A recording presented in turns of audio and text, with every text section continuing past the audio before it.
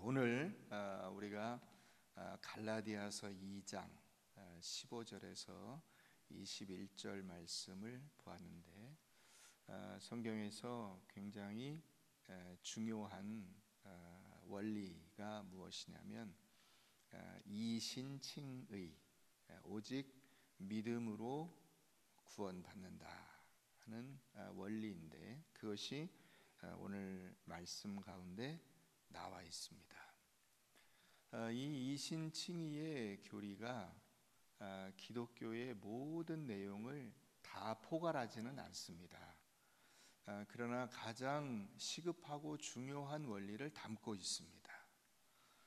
그래서 우리가 이것을 잘 깨달아 아는 것이 굉장히 우리 신앙의 성장에 중요하고 또 우리 신앙생활의 기초가 됩니다. 그래서 오늘 여러분들이 이 말씀을 잘 깨달아 아시고 이해하실 수 있게 되기를 간절히 바랍니다. 예전에 이 전북 김제, 전라도 김제라고 하는 곳은 농업을 기반으로 해서 움직였던 우리 사회에 그 농업적인 생산을 굉장히 풍요롭게 한 그런 중요한 지역이었습니다. 그 김제의 금산이라고 하는 곳은 특히 거기 또 사금도 났기 때문에 매우 사람들이 많이 몰려들어서 경제적으로나 또 사회적으로 이렇게 발전하는 그런 곳이었습니다. 거기에 조덕삼이라고 하는 아주 부자가 있었는데, 이 조덕삼 씨가 그 전라도 지역에서 제일 부자가 아니냐 하는 그런 이야기가 있을 정도로 아주 재산이 많았습니다. 이 조덕삼 씨 집에 그 테이트 선교사라고 하는 선교사가 묵게 됐습니다. 그 김제, 정읍, 남원 이런 지역을 이 테이트 선교사가 순회하면서 복음을 전했는데, 이 김제 지역에 와서 조덕삼 씨 집에 묵게 된 것입니다. 그 조덕삼 씨 집에 가게 된 그 직접적인 이유는 이 테이트 선교사가 말을 타고 다녔는데, 조덕삼 씨 집에는 이 부자였기 때문에 말을 관리하는 마방이 있었습니다. 그 마방의 말을 맡기고 이제 외국인이 또 선교사가 왔으니까 주인이 만나 보게 됐죠. 그래서 그 만난 자리에서 복음을 듣게 되고 예수를 영접하게 됩니다. 그래서 조덕삼 씨가 예수를 믿게 되었고요. 또 그 마방에 그 마부로 일하는 이자익이라고 하는 머슴이 있었습니다. 이 이자익이라고 하는 머슴은 원래 경상도 남해 출신인데 3살 때 아버지가 돌아가시고 6살 때는 엄마도 돌아가시고 친척집에 얹혀 살다가 먹고 살 길이 막막해서 이 김제까지 오게 됐습니다. 그리고 조덕삼 씨 집에 취직을 해서 그 말을 관리하는 마부로 머슴으로 일을 하게 된 것입니다. 그런데 이 테이트 선교사의 말을 관리해 주던 그곳에서 이제 역시 테이트 선교사에게 복음을 전해 듣고 또 예수를 믿게 되는 것입니다. 조덕삼 씨가 이 테이트 선교사의 전도를 받아 교인이 되어서 자기 집 사랑채를 교회로 내주게 됩니다. 그래서 그곳이 교회가 됐습니다. 그게 금산교회입니다. 그런데 이 이제 선교사들은 한 곳에 머무르면서 장기적인 목회를 한 것이 아니라 지역을 다니면서 복음을 전하고 교회를 개척하고 이렇게 움직여 다녔기 때문에 이 금산교회를 그 관리할 그 장로를 뽑게 됩니다. 그래서 이제 이게 오늘날 예배 모범에서 그 예배 시간에 하는 기도를 공식 기도라고 하는데, 이 공식 기도는 원래 목사가 하게 돼 있습니다. 그런데 그것이 그 성도들이 하게 된 그 관례가 생기게 된 것이 바로 이 때문입니다. 선교사들이 이렇게 순회하면서 교회를 목회를 하고, 그러면 그 순회하는 동안에 다른 교회에서는 그 예배를 인도할 사람이 있어야 하기 때문에 장로들을 세워서 그 일을 하게 한 것입니다. 그래서 이 금산교회도 이제 어느 정도 시간이 되어서 나중에 이제 장로를 뽑게 됩니다. 그런데 그 장로 후보가 두 명이에요. 하나는 조덕삼 씨, 그 집 주인이고, 하나는 그 집의 마부로 일하던 이 이자익이라고 하는 사람입니다. 근데 이 이자익은 조덕삼 씨야 바쁘니까 항상 교회에 붙어 있을 수가 없어서 그냥 성도로 있었지만은, 이 이자익 씨는 그 교회에 붙어 있으면서 열심히 교회 일을 했기 때문에 지금은 없어졌습니다만은 영수가 뭐냐면 요즘에 전도사 혹은 사찰, 장로 이런 것들을 합친 것 같은 그런 역할을 그 당시에는 영수라고 불러서 그런 일을 하게 했는데, 이 조덕삼 씨, 이 이자익 씨가 영수였어요. 그래서 조덕삼 성도와 이자익 영수가 장로 후보로 올라오고, 이제 테이트 선교사가 그 임직 과정을 주관해서 투표를 진행했는데, 조덕삼 씨는 그 3분의 2가 안 돼서 떨어지고요, 이 이자익 영수가 장로가 된 겁니다. 그래서 이 테이트 선교사도 또 당사자들도 성도들도 매우 난감한 처지에 놓이게 된 것이죠.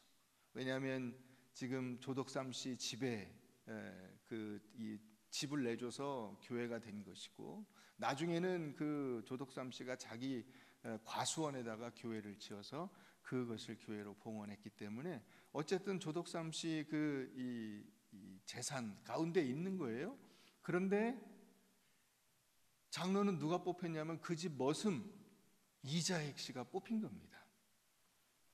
보통 이와 같은 상황에서 가장 안 좋은 일이 벌어지게 되는데, 어떤 일이 벌어지게 됩니까?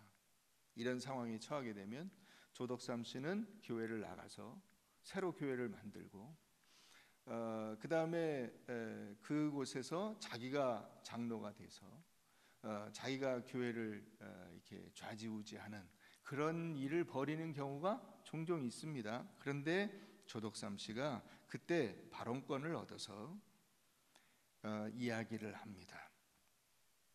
우리 금산교회 교인들이 참으로 훌륭한 일을 했습니다. 저희 집에 일하고 있는 이 이자익 영수는 저보다 신앙적 열의가 대단하고 매우 훌륭한 인물입니다. 참 감사하게 생각합니다. 저는 하나님의 뜻을 겸허히 받들어서 이자익 장로를 잘 받들고 더욱 교회를 잘 섬기겠습니다. 이렇게 이야기를 했습니다. 당시 사회 현실에서는 사실 거의 있을 수 없는 일이 일어난 것입니다.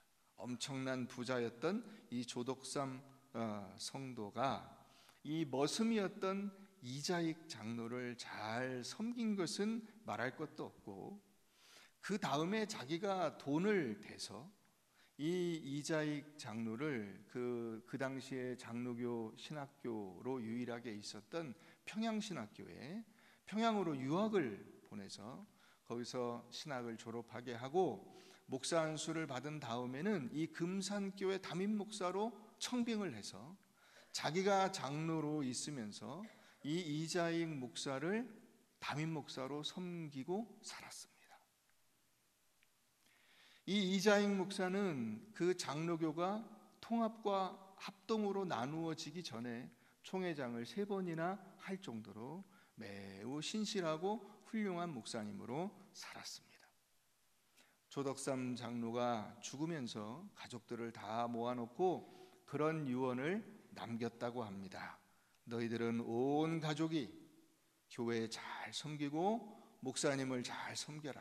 이렇게 유언을 남기고 죽었습니다. 여러분, 한국 교회에 초기 선교사들이 이제 복음을 전하러 왔을 때 우리 한국 사회는 신분제와 가부장적 사회 구조를 가지고 있었습니다. 이 신분제와 가부장적 사회 구조는 이 사회 시스템 속에 있었고 또 거의 지배 이데올로기를 형성하고 있었기 때문에 그것을 타파한다는 것은 굉장히 어려운 일이었습니다. 그런데 이 신분제와 가부장적 제도를 이 조덕삼 장로와 이자익 목사가, 그 중에서도 특히 조덕삼 성도, 그 당시 그 나중에 장로가 된 이 조덕삼 장로가 자기 스스로 깬 것입니다.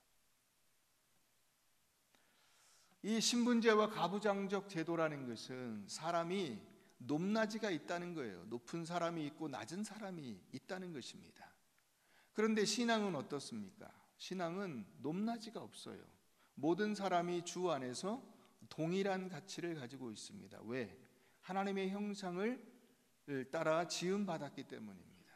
하나님의 형상대로 지음받은 그 인간에게는 어떠한 그 구분도 없고 차별도 없다 하는 것이 신앙적 개념인데, 그와 같은 신앙적 개념을 따라서 주인이든 종이든 남자든 여자든 상관없이 머슴이든 자유인이든 어느 누구든 교회 안에서 신앙으로 하나 될 수 있다 하는 것을 보여준 대표적인 사례가 될 수 있는 것입니다. 여러분, 오늘날 교회가 깨어 있느냐 아니면 교회가 힘이 없느냐 하는 그 기준을 우리가 무엇을 통해서 알 수 있냐면, 교회와 성도들이 어떤 문화를 만들어 가느냐 하는 것을 통해서 알 수 있습니다. 많은 사람들이 교회를 향하여 비판하고 교회를 공격할 때 흔히 들이대는 잣대가 무엇이냐면, 교회와 세상이 똑같다, 다를 것이 하나도 없다 하는 것입니다. 여러분, 교회는 또 성도는 하나님의 통치를 받아 하나님의 뜻대로 순종하며 살아가는 존재인데, 그 하나님의 통치가 드러나야 할 자기의 일상적 삶을 외면하고 그 하나님의 통치는 교회 안에서만, 그 하나님의 통치는 주일날만 만약에 받는다면 우리의 신앙과 믿음은 아무런 힘이 없는, 세상과 전혀 다를 바가 없는 상태가 되어버리는 것입니다.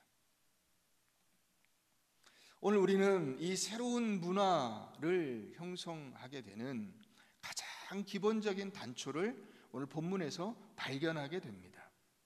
기독교 신앙의 가장 기본적인 선언, 즉 오직 예수 그리스도를 믿음으로 의롭다함을 얻는다 하는 이 이신칭의의 이 교리는 하나님 앞에서 의로움이 어디서 오느냐, 그리고 그 하나님 앞에서 우리가 얻은 그 의로움은 무엇을 위한 것이냐 하는 것을 우리에게 말씀하고 계시는 것입니다.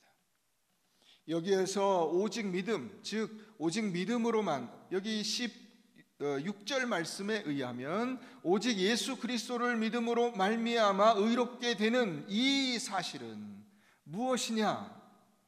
우리가 가진 자질, 외적인 조건, 모든 그 신체적 혹은 현세적 차이는 구원에 전혀 장애물이 될 수 없으며 문제가 될 수 없으며 그것은 아무 효력이 없다는 것입니다. 여러분, 이 예배당 안에 지금 들어온 여러분들은 어떤 사람이든 간에 예수 그리스도께서 여러분들의 죄값을 대신 치러 주셔서 여기 들어오게 된 것이지, 여러분들이 혹시라도 건강이라든가 혹은 재산이라든가 혹은 학력이라든가 혹은 여러분들의 열심이라든가 이런 어떤 인간적인 조건에 따라서 여기 들어온 것이 아닌 줄 믿으시기 바랍니다. 그것이 바로 이신칭의입니다. 예수님의 십자가 공로만 있으면 나머지 모든 인간적인 조건은 아무 차이도 없으며 따질 필요가 없다는 것입니다. 하나님이 우리를 부르신 기준은 오직 당신의 은혜와 사랑에 의한 것입니다. 이게 우리가 구원받은 근거예요. 하나님의 사랑과 하나님의 은혜. 목적은 뭐냐? 목적은 하나님의 자녀로서 하나님의 뜻을 따라 살도록 하기 위함입니다. 그것이 우리를 부르신 목적이에요. 그러니까 이 구원의 근거와 이 구원의 목적을 여러분들이 늘 확인하며 사시는 것이 신앙입니다. 그런데 많은 분들이 나를 부르신 하나님의 부르심은 그래도 약간은 눈꼽만큼은 나의 인간적인 조건과 나의 인간적인 능력이 바탕이 되어 있다라고 생각하는 성향이 우리 안에 있는 거예요. 이게 신앙의 가장 큰 장애물입니다. 조금이라도 내 능력과 내 의지와 내 열심과 나의 헌신이 예수 그리스도를 믿는 데 있어서 기여했다고 생각하는 그 순간 여러분들은 이 신앙의 첫 번째 단계, 이 신칭의의 단계를 넘어설 수가 없는 것입니다. 왜 신앙이 성장이 안 되는가? 바로 이것을 우리가 정확히 깨닫지 못했기 때문이에요.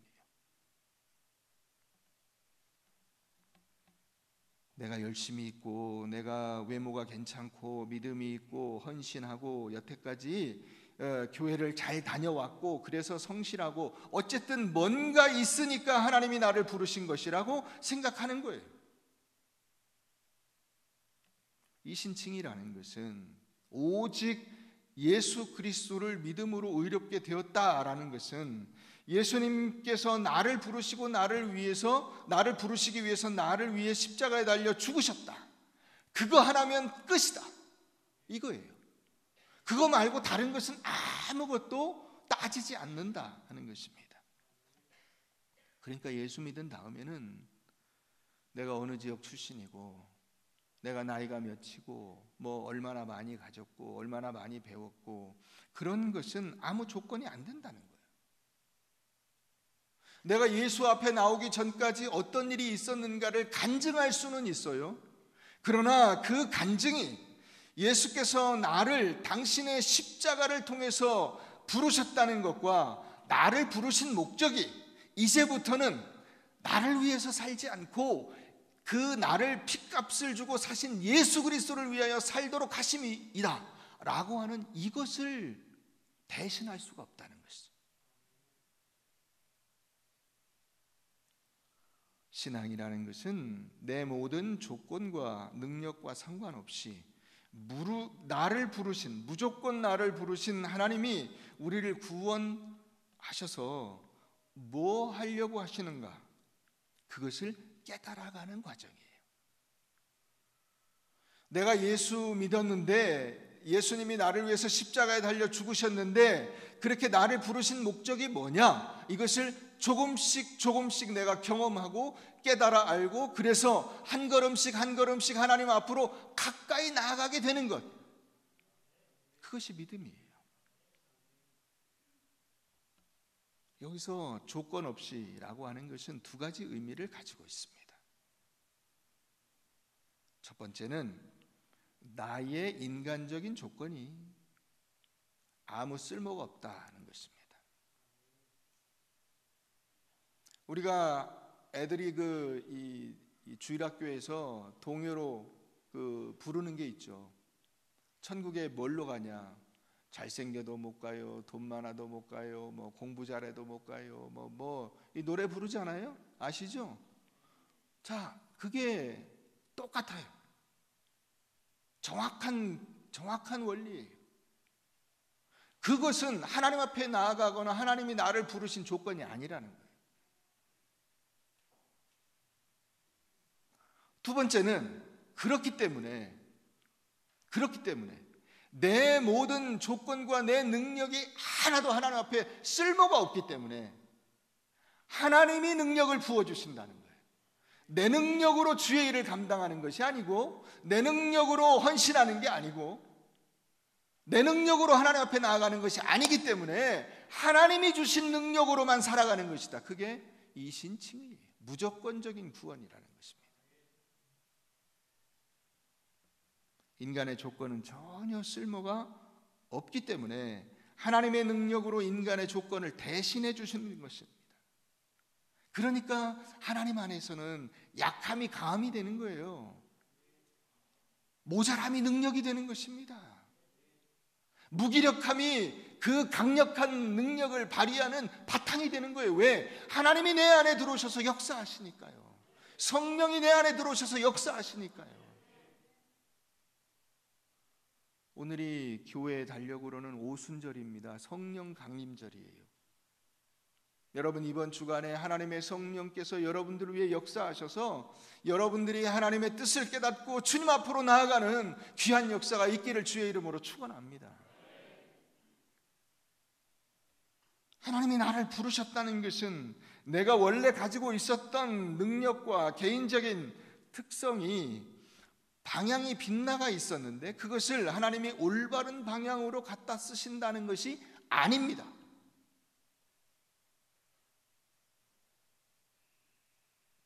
내가 돈이 좀 있었는데 내가 이제 예수 믿고 나니까 이 돈을 하나님을 위해서 쓴다. 그래서 돈 많은 나를 부르셨구나. 그거 아니에요. 여러분, 하나님이 돈이 없어서 여러분들 돈 갖다 갈취해가지고 삥 뜯어서 하나님의 일 하시는 분이 아니에요. 하나님의 능력이 없어서 여러분들이 조금 건강하다고 해서 여러분들의 그 건강을 갖다 쓰시려고 여러분들을 부르신 것이 아니에요. 그런 생각을 가지고 있으면 여러분들은 그 다음에 한 발짝도 하나님 앞으로 더 나아갈 수가 없어요. 왜 하나님을 힘이 없고 능력이 없고 가난하고 부족하고 연약한 존재로 보세요? 말씀으로 세상을 지으신 분이에요. 내가 가지고 있었던 모든 것은 하나님의 뜻대로 살고 하나님을 섬기도록 하는 데 있어서 아무 쓸모가 없어서 하나님께서 예수 그리스도를 통하여 나를 부르셔서 하나님의 뜻대로 살 수 있도록 믿음으로 나를 이끌어 주신 것이다. 그래서 나를 부르신 그 하나님께서 내게 능력도 부어주시는 것입니다. 할렐루야. 그게 오순절 성령 강림 사건이에요. 그들이 능력을 받으니까 어떻게 됐습니까? 사람들이 다 놀래 자빠졌습니다. 저 사람들이 원래 어부인데 아무것도 배운 것이 없는 사람들인데 어떻게 저렇게 말을 잘하냐? 저 사람들이 가난해가지고 아무것도 가진 것이 없는 사람인데 어떻게 주의 일을 저렇게 잘하냐? 어떻게 그렇게 잘하게 됐죠? 하나님께서 능력을 부어주셔서. 인간적으로 가진 것이 없지만은 하나님의 사랑과 능력으로 그 사람들을 데려다가 하나님의 뜻대로 쓰시는 것입니다. 이것을 오직 믿음으로, 오직 예수 그리스도의 십자가로라고 하는 것입니다. 여러분, 그러니까 성도들에게 신앙의 질이 차이가 나는 것이 아니에요. 인간적인 조건에 의해서 여러분들의 신앙의 수준의 차이가 나는 것이 아닙니다. 우리나라는 커피를 많이 먹습니다. 커피를 제일 많이 먹는 게 어떤 커피죠? 네? 에스프레소를 드세요? 최 집사님 에스프레소 드세요? 다방 커피 드시죠? 예. 믹스 커피를 제일 많이 먹지 않습니까? 믹스 커피나 그 다음에 이 커피 전문점 가면 제일 많이 먹는 커피. 예. 그거나 차이가 있어요, 없어요? 차이가 없어요. 내 몸 안에 들어오는 카페인은 똑같아요. 그런데 믹스 커피도 맛있고요, 아메리카노도 맛있어요, 카푸치노도 맛있고요, 또 뭐 있나요? 아포카토도 맛있어요. 다 맛있어요. 다 특성이 있어요. 근데 그것은 우리 몸 안에 결국 카페인이 들어온다는 점에서는 똑같아요. 여러분, 어찌 보면 우리 신앙생활이라는 것도 마찬가지예요. 성도들이 다 여러 성도들이 각각의 특성을 가지고 있어요. 그러나 여러분, 그 가운데서 내가 좀 배운 것이 없다, 배운 것이 없는 성도는 신앙이 단순해요. 내가 좀 배웠다, 그러면 그 사람들은 논리적이에요. 내가 좀 돈이 있다, 풍요로워요. 내가 좀 가난하다, 검소해요. 신앙의 스타일과 그 특성은 다르지만 그 신앙의 본질은 똑같아요. 모두 다 어떤 과정을 거쳐서 하나님 앞에 가게 되느냐? 오직 예수 그리스도의 십자가의 은혜의 능력으로 그리스도 앞에 가게 되는 거예요. 이게 본질이에요. 그런데 그것을 가지고 우리는 마치 거기에 뭔가 우월한 것이 있고 열등한 것이 있는 것처럼 착각하는 것이 있어요.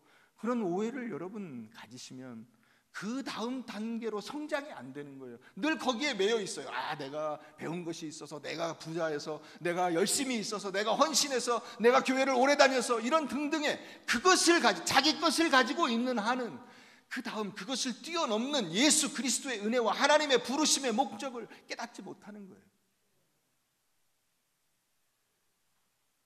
거기로 가야 하는데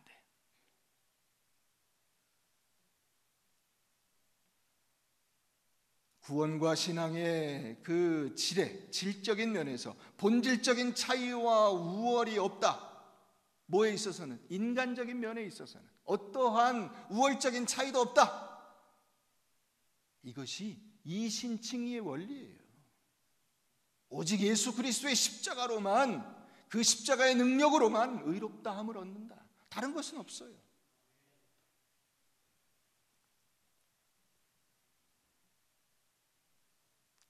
오늘 본문 20절은 갈라디아에서 가장 유명한 성경 구절 가운데 하나입니다.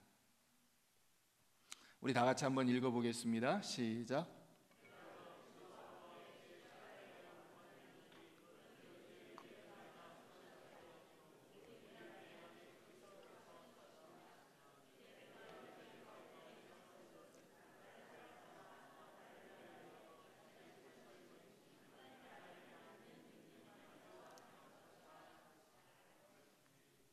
이거 뭐 많이 암송도 하고 또 마치 이것이 자기의 그 신앙의 고백인 것처럼 막 고백하는 분들이 많이 있어요.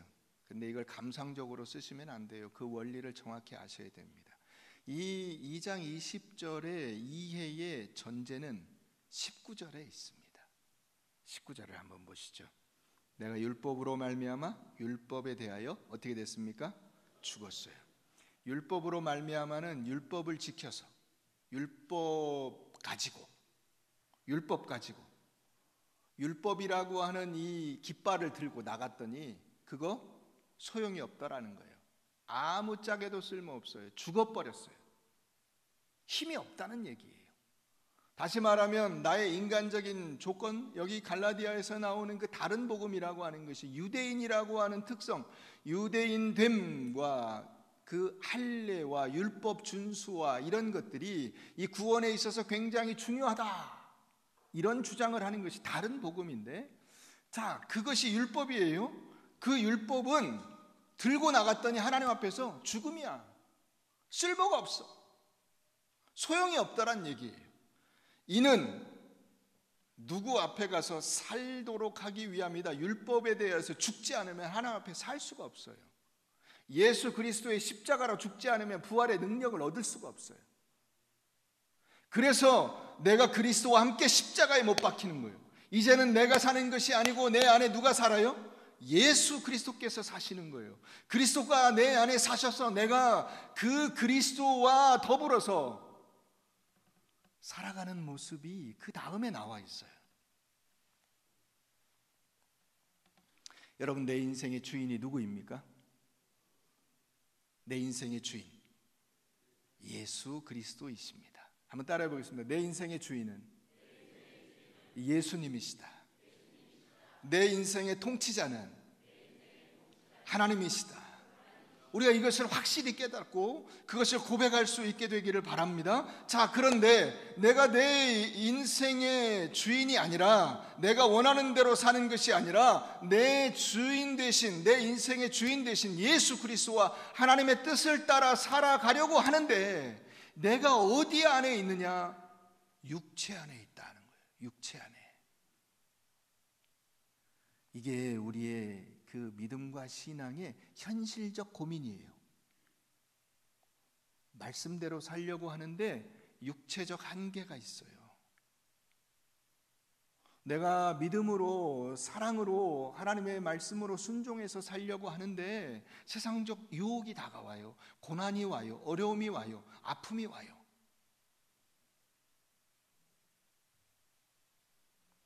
이제 내가 육체 가운데 사는 것은, 여러분, 우리는 다 육체 가운데 살고 있습니다. 현실은 천국이 아니고 내 몸은 아직 육체적인 조건에 굴복할 수밖에 없고 세상에서 나를 유혹하고 위협하는 환경 속에 있지만은 내가 거기서 굴복하지 않고 살게 되기를 바랍니다. 물질적, 육체적 환경에 좌우되는 인생이 아니라 영적 거룩을 추구하는 인생으로 부름받아서 어떤 조건과 환경에서도 하나님을 주인으로 모시는 주님의 백성으로 살게 되기를 주의 이름으로 축원합니다. 그런데 많은 분들이 이 고백을 하지 못해요. 선뜻 내가 육체 가운데 살지만은 내 인생의 주인이신 하나님의 뜻대로 순종하며 살렵니다. 내가 그렇게 살기까지 나 당당하게 믿음으로 가렵니다. 이런 고백을 선뜻 하지 못해요. 거기에는 이와 같은 오해가 있어요. 믿음으로, 진짜 믿음으로 사는 사람은 그런 어려움이나 고난이나 아픔이나 환난이 없다라고 하는 오해가 있는 거예요. 없다. 무적이다. 무적. 진짜 하나님의 사람은 그런 이게 뭐 고난이나 아픔이나 이런 것들이 앞에 도저히 대적하여 설 수가 없고 다 물러선다, 비켜선다. 나는 그냥 쫙 카페트가 깔린 길을 간다. 이런 오해가 있어요. 오해. 아니라고요? 여러분, 교회에서 신앙생활 좀 하시고 기도 좀 하신다는 분들은 자기에게 어려움이 있다는 얘기를 다른 분들에게 하기가 마음이 불편해요. 왜요? 기도 많이 하시는 분인데 왜 그분에게 그런 일이 일어났을까? 이런 반응이 나오니까요. 그분이 신앙이 엄청 좋으신 분인데 그 집에 왜 그런 일이 생겼을까? 이런 반응이 나오니까요.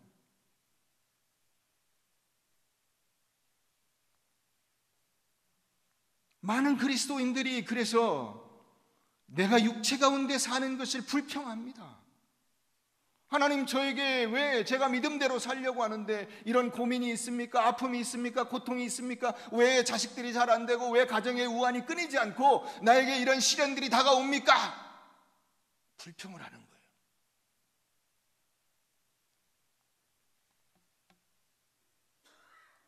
여러분, 기억하세요. 이제 내가 육체 가운데 사는 것은 나를 사랑하사 나를 위하여 자기 자신을 버리신 하나님의 아들을 믿는 믿음 안에서 사는 것이라. 하나님이 그 어려움과 아픔과 고난과 그 세상적 유혹과 위협을 능히 감당할 수 있는 능력도 함께 주신다. 이것을 잊지 마셔야 돼요.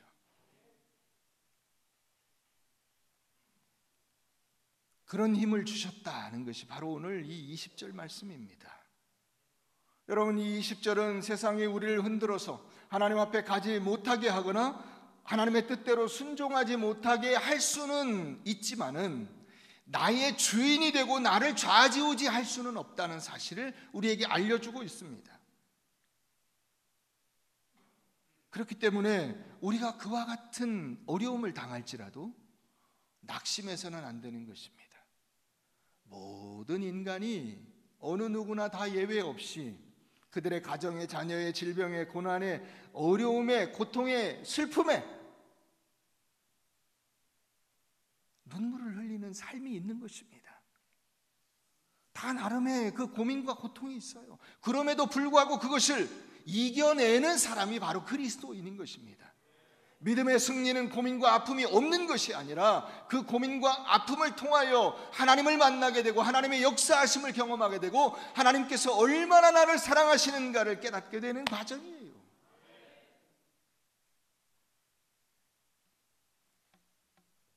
여러분, 우리가 집을 예를 들어 봅시다.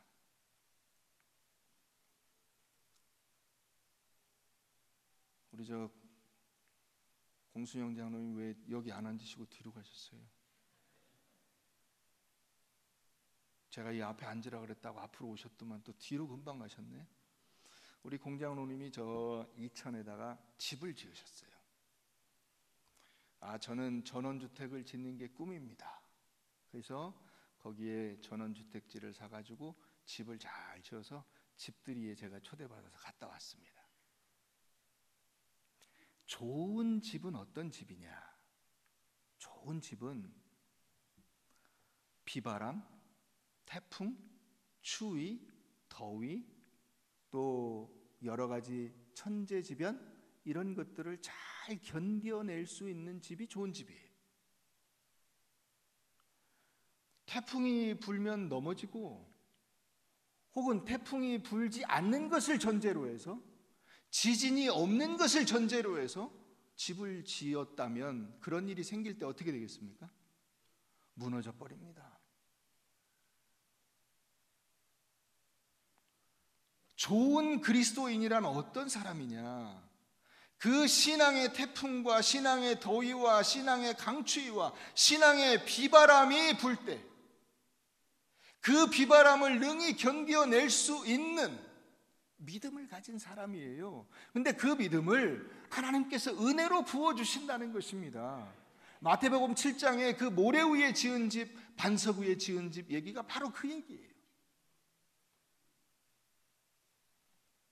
우린 육체 가운데 시련과 시험과 유혹 속에 있습니다. 그러나 그 시련과 시험과 유혹과 고통이 하나님의 자녀로 살아가는데 절대 손해가 아니라는 사실이에요. 예수님은 우리를 구원하시기 위해서 십자가에 달려 죽으셨습니다. 그러나 그 죽음이 있었기 때문에 하나님께서 부활을 통해서 예수 그리스도를 살려내신 거예요. 우리로 하여금 그 부활을 힘입어서 영원한 삶을 살 수 있다는 사실을 알려주시는 것입니다. 여러분, 내가 여러 가지 시련과 고민과 갈등과 어려움이 있다고 해서 하나님이 나를 떠나신 것이다 라고 생각해서는 안 되는 것입니다. 예수 그리스도의 십자가로 말미암아 나를 그리스도인으로 부르신 것은 나의 선천적인 조건이나 세상적인 조건은 다 쓸모없으니 가장 위대한 하나님의 사람으로 부르시고 가장 위대한 하나님의 능력으로 채우셔서 하나님의 백성답게 사랑과 믿음의 삶을 살도록 부르신 것이라는 이 사실을 잊지 마셔야 됩니다.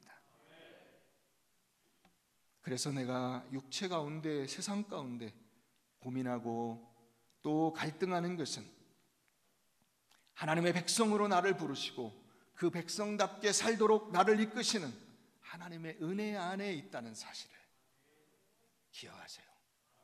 여러분, 어려움이 있을 때 눈물로 기도하지 않습니까? 아픔이 있을 때 하나님 앞에 무릎 꿇어 기도하지 않습니까? 여러분, 그런 기도가 없는 것이 훌륭한 그리스도인이 아니라는 것입니다. 우린 육체 가운데 살아요. 그런데 육체 가운데서 하나님의 사랑과 믿음으로 살아요.